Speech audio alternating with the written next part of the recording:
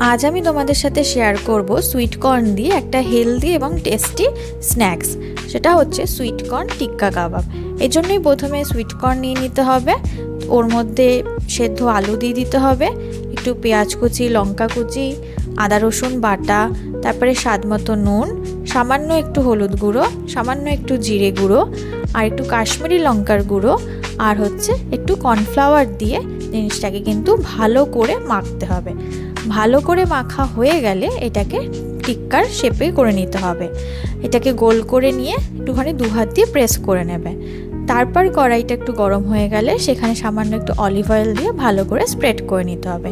নেওয়ার পরে সেখানে টিক্কাগুলোকে একে একে দিয়ে দিতে হবে ভাজার জন্য। এটা কিন্তু খুবই কম তেলে রান্না হবে, সেজন্য এটাকে আমরা কম তেলে ঢেকে ঢেকে রান্না করব। তাতে কিন্তু আমাদের পুষ্টিগুণটা সব পুরোপুরিভাবেই বজায় থাকবে।